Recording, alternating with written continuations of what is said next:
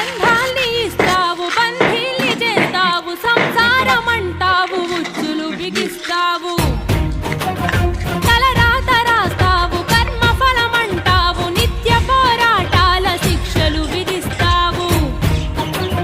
ఎటు చూడు కల్తీలు ఎటు చూడు మోసాలు బతుకు సమరంలోన ఎవరి స్వార్థము వారిదే మంచి అన్నది నేడు భూతు పదమైనదయ్యా ధర్మం అన్నది చూడు ఒంటరైపోయిందయ్యా